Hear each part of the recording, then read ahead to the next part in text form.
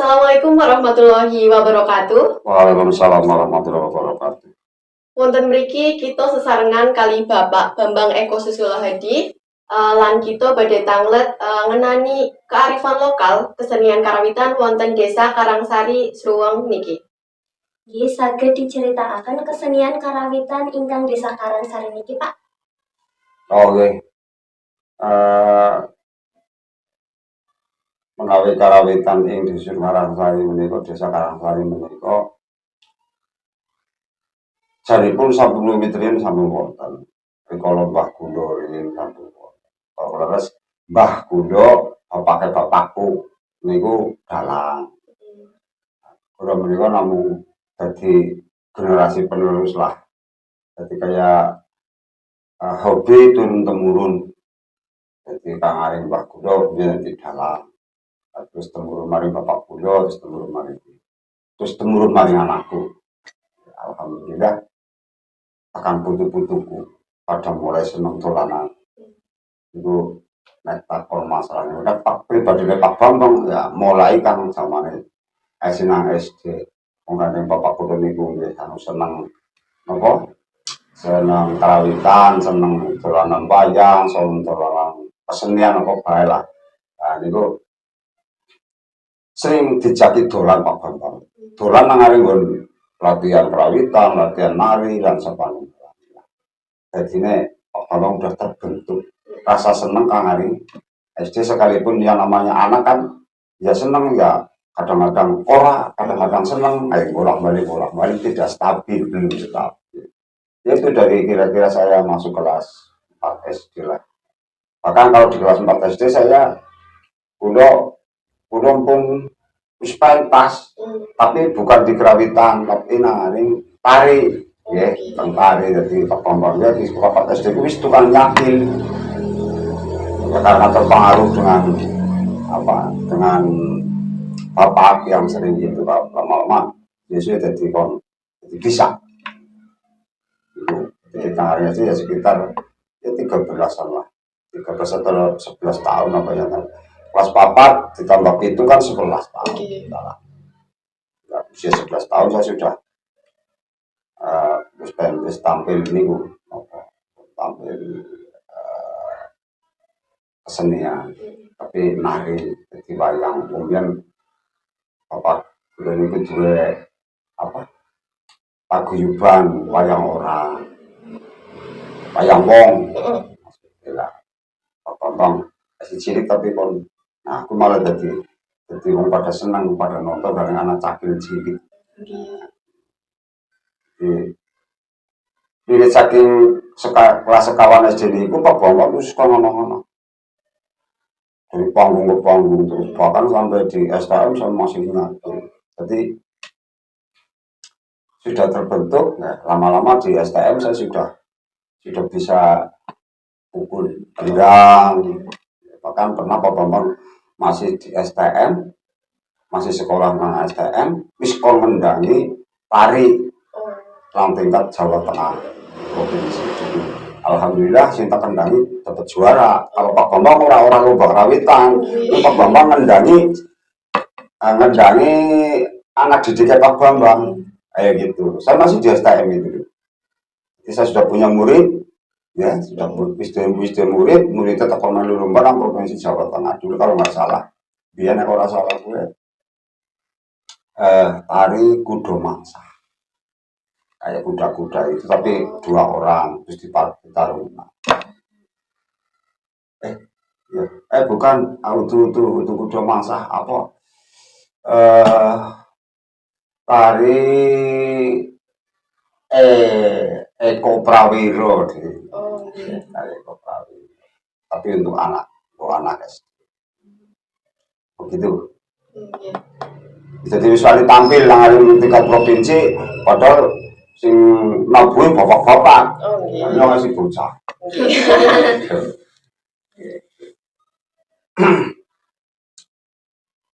Ya gitu. Jadi Pak Bambang demen karawitan itu sudah dari awal mula senang karawitan itu sudah dari terbentuk mulai. Cuma meneliti caranya golek anu itu tidak langsung saya ujuk-ujuk ke kerawitan, tapi saya dari tari dulu. Kan tari dhisik. Terus akhirnya ya karena saya banyak hanya mikir seneng nari kudunya bisa bisa nabuh, bisa nendang ya. Itu karena akhirnya sesuai pemikirannya itu.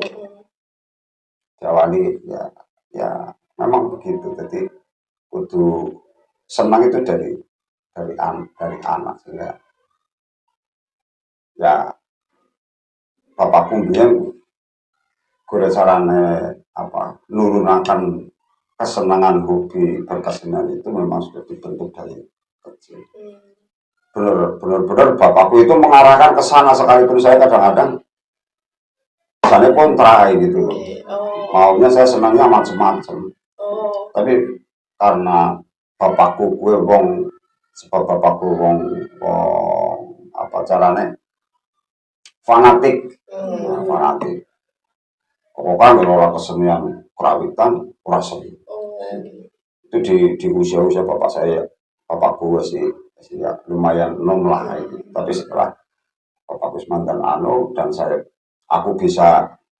dan aku pribadi ya kerawitan senang musik gitar kayak gitu juga sih. Kan saya kan ada studio satu lagi sana yang musik, tapi alatnya jarang saya pakai karena ya kesibukan ya. Jadi kadang-kadang tulanan musik dengan gue senang keluarga, stressing karena kerawitan, bosan main musik gitar, pokoknya senang anak gitu. Kalau sekeluarga itu cukup. Ada yang anak si nembang, anak si pegang organ, ada yang pakai itu ya sound system ala adanya juga cukup lah buat memang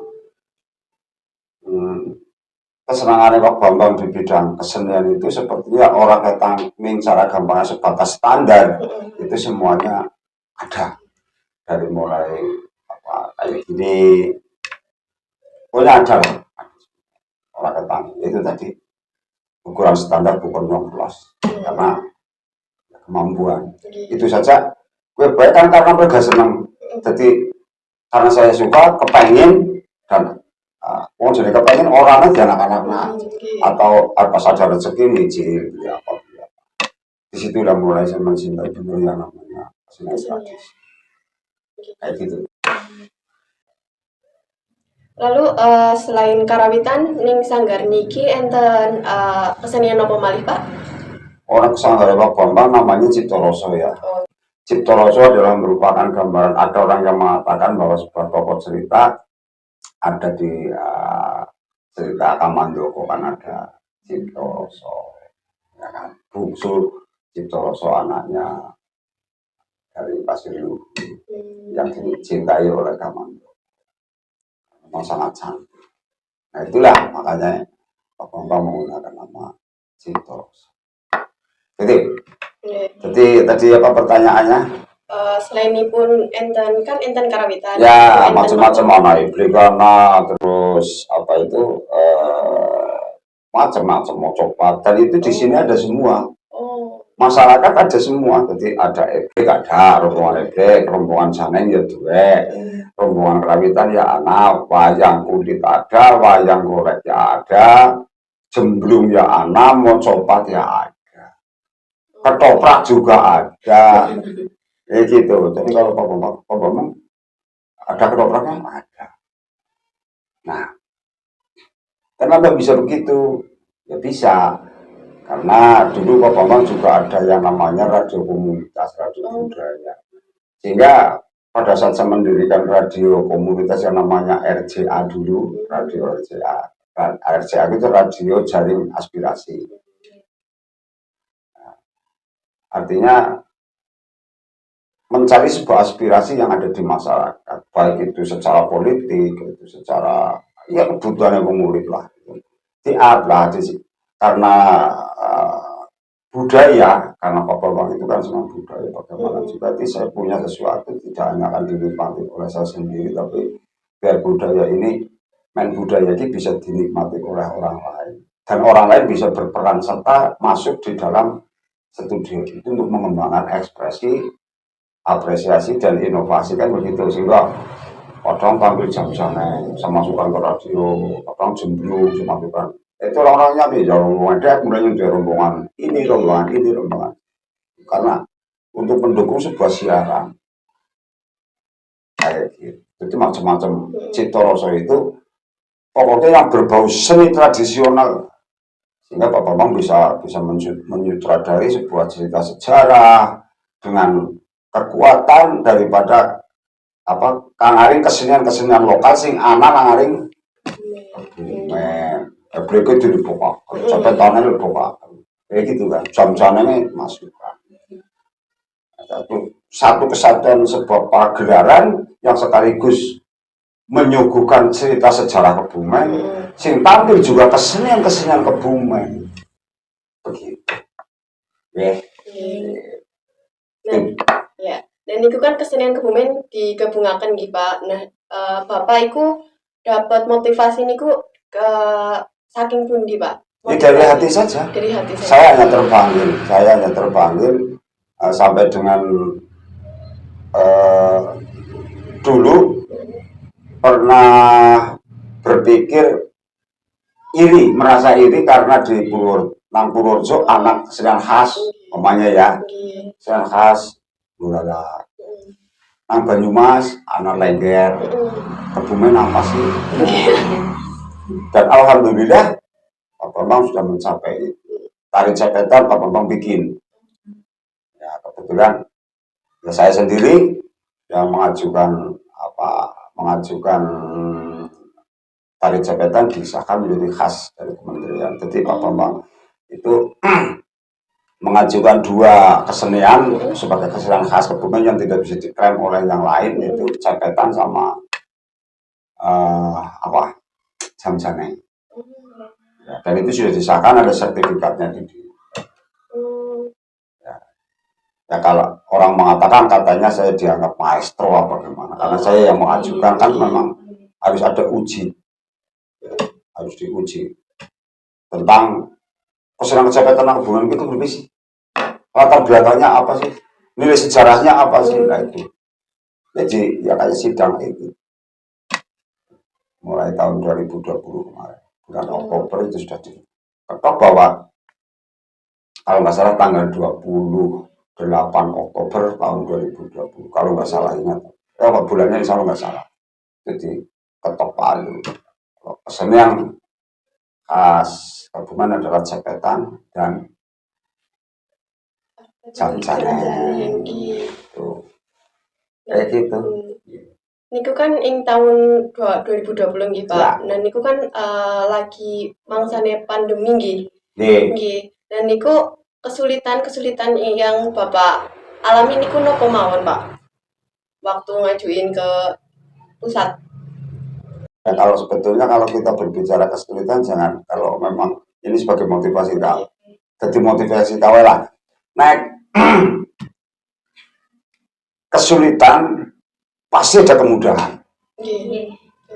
Yang malah sulit apa sebetulnya? Ya kamu sendiri, diri kamu sendiri. Tapi kalau diri kamu sendiri atau saya sendiri mengatakan bahwa itu bukan kesulitan, gampang. Insya Allah gampang. Karena di dalam sebuah kesulitan pasti ada kegampangan, kemudahan. Kan kayak gue, di dalam sebuah kesedihan pasti ada kegembiraan. Bulan apa? Kadang orang bergembira aja nangis. Ya kan? Tapi dalam sebuah kegembiraan sebetulnya juga anak kesengsaraan juga ada kebahagiaan. Itu selalu beririsan. Karena memang Tuhan menciptakan ada dua rasa. Itu yang untuk saling cuma tinggal kita mengolahnya bagaimana. Enggak ada hal ya. Kalau sudah kepengenan, kamu bisa. Apapun yang ada di dalam sini, cuma harus dibutuhkan kontinuitas. Pati-pati rumlakon aja mun. Nah, itulah ujian. Ujian adalah bukan hal yang sulit dan tidak perlu ditakuti. Itu pasti akan terjadi dalam sebuah hidup. Manusia itu berani lahir, berani menghadapi sesuatu. Tapi dengan patron-patron tentunya ya wani ning kudu nganggo pener. Orang yang cukup bener wani nganggo bener cara pemaintan bener wis dhuwuring bener. Oh. Ya itulah kesulitan-kesulitan itu. Sebetulnya tidak ada hal yang sulit. Kalau kendala-kendala pasti ada. Apa ya, rintangan-rintangan, kendala atau istilahnya apa itu pasti ada. Segampang apapun yang namanya sebuah permasalahan. Masalah apa mesti anak kesulitan. Ya karena itu beririsan, tidak bisa enggak. Kalau dipikir itu apakah kesulitan? Bisa kamu nyong dolanan mikir akan wong kae nyong ya, oh bisa lah. Iya, betul. Itu orang harus egois di situ karena apa? Nek orang egois, kesulitan saya tidak akan pernah selesai dengan kesulitan yang saya ada. Waktu saya mau berkerawitan tangga tepara kurang senang kepikiran caranya. Ya pernah saya menghormati orang kesulitan. Akhirnya gamelan yang ada di sini saya pindahkan ke sana. Mitur-mitur gombong tokong di sini tolong karang saya aja. Karena ada orang yang kurang. Ya. Tapi setelah saya pikir saya tidak. Tak kalah tetap sih nggak benar aja. Lumayan rasanya ada kebenarannya saja. Ternyata menurut saya ini memang orang nggak sedang benar terhadap perbedaan. Itu bukan karena dekat atau jauh. Orang itu memang nggak senang itu. Akhirnya ya saya hanya berpikir, oh mau apa? Terus akan mendengar orang egois banget. Karena ini adalah jalan hidup saya. Dan saya juga tidak pernah menghalang-halangi orang mencari duit dengan cara orang lain. Terus saya mencari duit ini juga dengan cara saya untuk menghidupi keluarga saya. Iya, betul. Ya, dengan pedoman itulah maka kesulitan semuanya akan beres semuanya. Saya udah nggak orang gubris, itulah egois. Tapi kalau ya itu tadi merupakan upaya yang namanya kontinuitas, ya kan, yang paling itu. Nah, ya sama sebetulnya saat aku ngomong break si nonton anak-anak ini kan kegagalan, kesulitan juga kan, itu keberbicaraannya ya kan kalau pada senang dengan nonton dan sebagainya. Ya kita berupaya ada yang salah, dikoreksi, dievaluasi. Oh coba tampilan saya yang kurang mutu.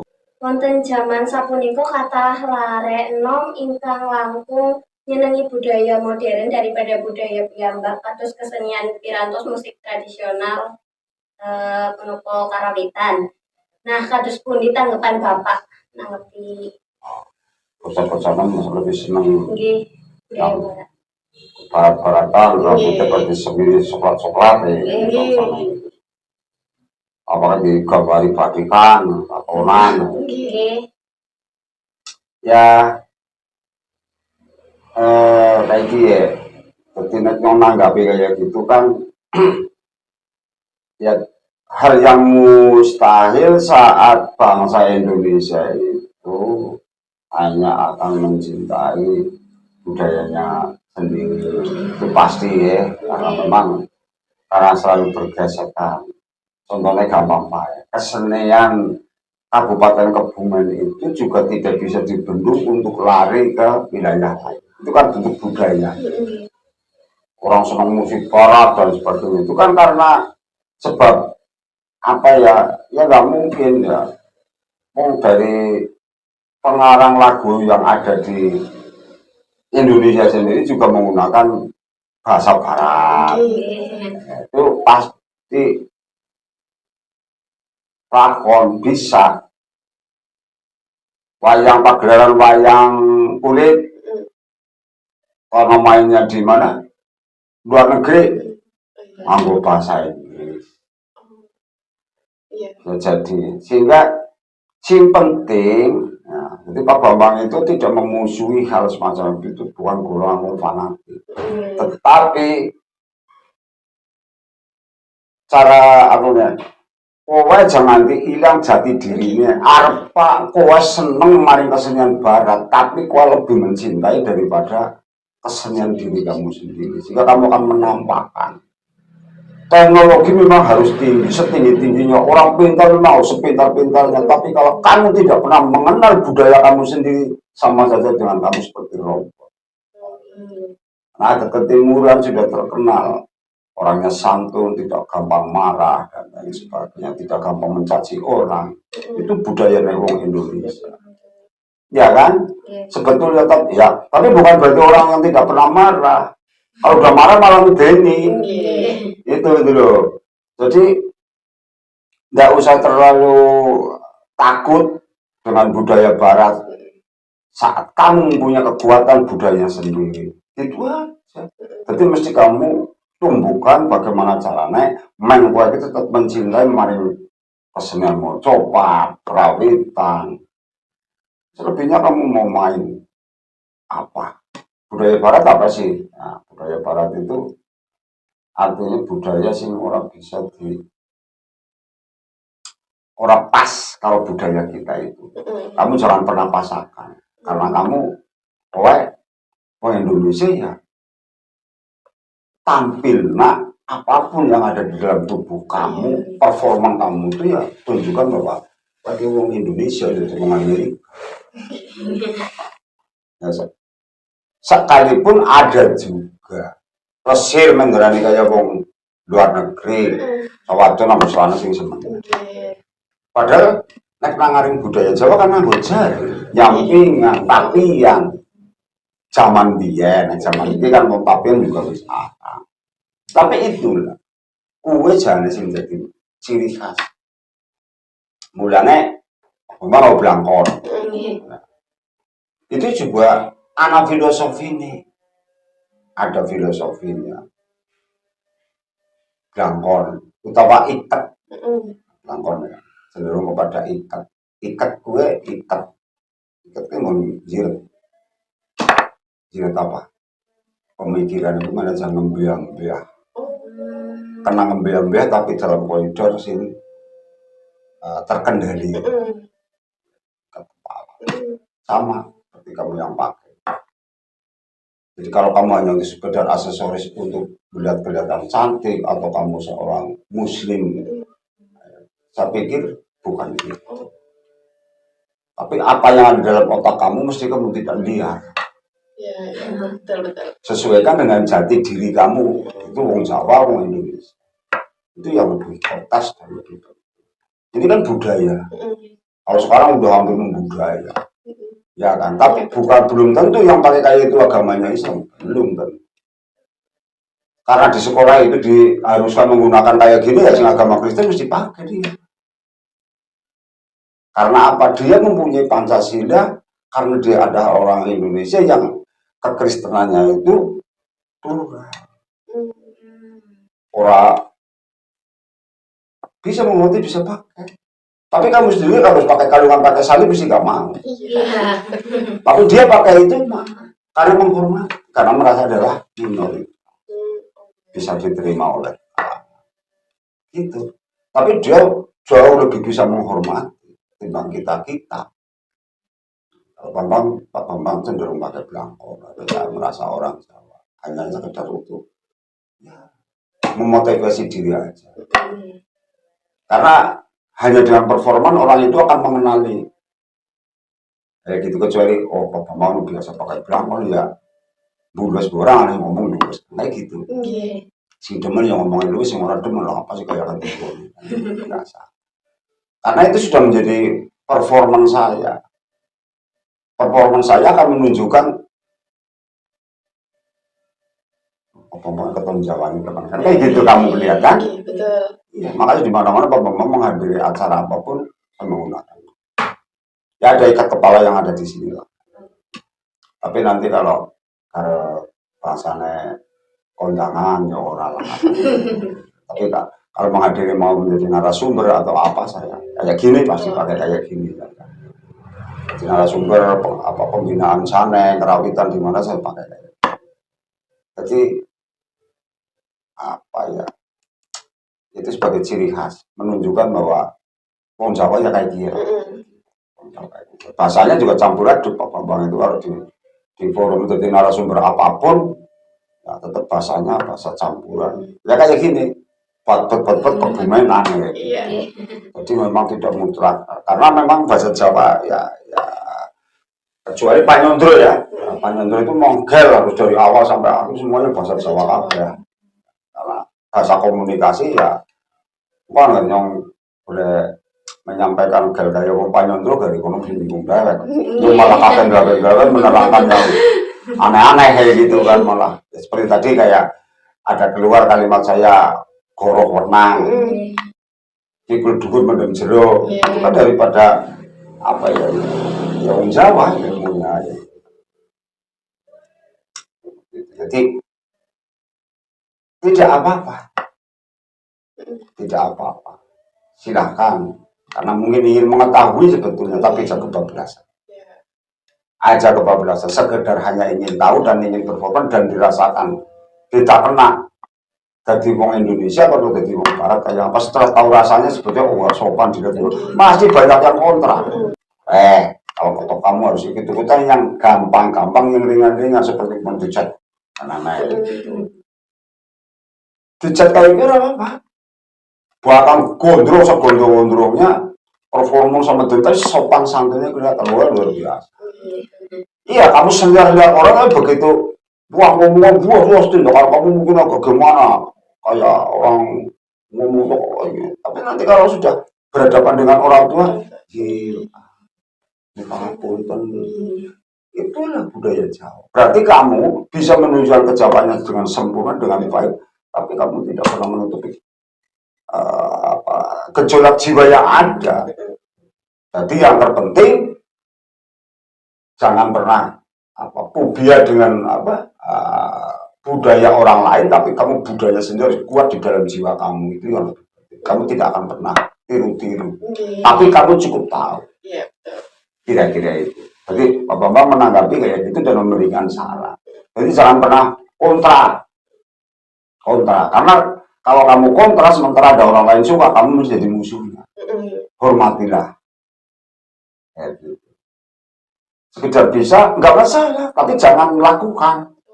Kalau memang kamu tidak suka, kamu jangan dipaksakan. Kamu lebih suka, harus lebih suka. Ya, tanggapan Pak Bambang tentang bagaimana anak yang ke barat-baratan atau budaya barat masuk ke sini. Tidak apa-apa itu tidak bisa dipukul, tidak bisa dibendung, nggak bisa. Yang membendung siapa? Diri kamu masing-masing dengan cara membendungnya gimana? Budaya tradisi yang ada di Indonesia, yang ada di sekeliling kamu, itulah sebagai benteng yang paling kuat. Oke. Menopo Bapak kagungan pemanggih kang poro kaneman sopo sak pangajengipun kalian budaya Jawi, Pak? Oke. Karena menurutku kepriwe bocah-bocah nom pangajian ke depannya masa depannya tentang berkaitan karo budaya Jawa.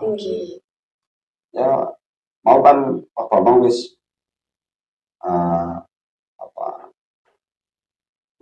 menyinggung terkait kalau budaya bagaimana menyikapi budaya hampir ya memang podo lah ya pada.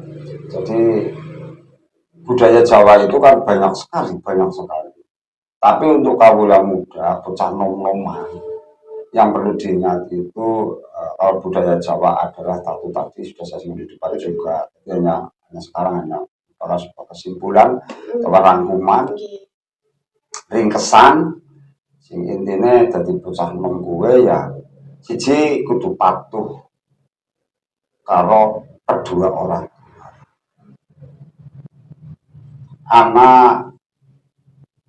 Anak kayak gini, kedua orang tua kamu, wong tuamu kuwe kelorone wong tuamu lanang karo boten bapakmu karo ibumu, kuwe merupakan sing ukir jiwa. Ibaratnya wong gawe sambel, kuwe dadi ciri. Saat kamu itu membenci kedua orang tua kamu, saya pastikan kamu tidak akan menjadi apa-apa. Sejelek apapun ciri gue mau, sejelek apapun orang tua. Jadi kedepannya kamu mesti yang pertama. Setiap kesulitan yang kamu hadapi, kamu nangislah, basuhlah. Ini caranya wong Jawa ini ya. Atau budaya Jawa, tradisi Jawa. Basuhlah kedua orang tua kamu. Atau yang jelas malah ibu kamu. Dimanapun dia berada, agar pujian sekolah. Sadurunge makat, percaya deh. Ujian apa menghadapi kesulitan dari kamu masih kecil sampai kamu udah tua nanti, saat kamu menjumpai hal yang paling buruk, hal yang paling sulit, bahkan kesedihan yang sangat, kamu menangislah di pangkuan ibu kamu seraya memohon petunjuk karo ibu. Insya Allah kamu akan mendapatkan sesuatu yang sangat luar biasa. Tetap pesan saya, setinggi apapun pendidikan kamu, sampai ke bulan sekalipun ilmu, dan sejauh apapun jati diri kamu mesti menjadi orang Indonesia. Seperti Bung Karno katakan, jadilah orang Islam, bukan menjadi orang Arab. Jadilah orang Kristen, tapi bukan menjadi orang Romawi atau Katolik ya. Jadilah orang Hindu, Buddha, tapi jangan jadi orang India. Bukan, tetaplah menjadi orang Indonesia. Bagus kan? Lah itu. Apa hanya ngutip aja, yang barangkali kutipannya juga gak sempurna. Tapi kira-kira jadilah diri sendiri, kan kayak gitu waktu. Kamu jangan pernah menjadi orang Barat, karena kamu adalah sebetulnya orang Jawa, orang Indonesia, orang Jawa Tengah. Ini kamu paham tentang orang Barat, penting. Penting kamu mengetahui bahasa orang Barat karena bahasa komunikasi. Tapi kamu mesti harus bisa bahasa Jawa yang benar. Oke? Ya, pesan saya gitu. Jadi selalu menghormati dan sebagainya sehingga saya kamu akan raihlah cita-cita kamu sesuai dengan keinginan diri kamu sendiri, karena yang tahu akan kemampuan dan kekurangan adalah kamu sendiri, bukan orang lain. Yang tahu kelebihan dan kekurangan adalah kamu. Gimana kelebihan saya? Tapi kalau kamu tidak pernah tahu kelebihan dan kekurangan kamu, ya kamu payah. Belajar dari sana, kenalilah diri kamu sebelum kamu mengenal orang lain. Tapi insya Allah pada saat kamu kenal dengan diri kamu, kamu akan gampang mengenali orang lain. Karena tidak akan pernah jauh dari perasaan dan pikiran kamu. Orang lain cuma lain. Pada saat kamu marah, matanya kamu kayak apa bisa dilihat. Pada saat kamu tidak cocok dengan orang lain, pasti kamu merengut-merengut. Karena apa merengut-merengut? Kamu bisa baca, kenapa kan merengut-merengut? Kalau cocok marinya apa ya? Karena kamu pernah lakukan itu, sehingga kamu bisa membaca pikiran orang lain. Itulah yang namanya ilmu, mengetahui kelemahan dan kekurangan dirinya sendiri. Penting. Sehingga kamu dalam berdialog dengan orang, pakai kecuali saja. Pentingnya di situ, mengenali diri sendiri. Saat kalau kamu dicubit dan dipukul kamu sakit, ya jangan mukul orang lain karena dipukul. Itulah yang namanya kamu mengenal kepada dirinya sendiri. Paham ya? Coba itu kan. Pakai landasan itu kamu misalnya depannya hidup pasti lebih mudah, enak. Insya Allah kamu selamat. Kira-kira kayak gue lah. Matur nuwun kangge Bapak Bambang Eko Susilo Hadi. Mugi-mugi menapa ingkang Pak Bambang ngendikaaken saged minangka ilmu utawi sesorah ingkang kagungan manfaat tumrap para kaneman. Pisan malih kula ngaturaken matur nuwun kangge Bapak nggih. Sedaya lepat kula nyuwun pangapunten. Akhirul kalam. Wassalamualaikum warahmatullahi wabarakatuh. Ya, sami-sami. Waalaikumsalam warahmatullahi wabarakatuh.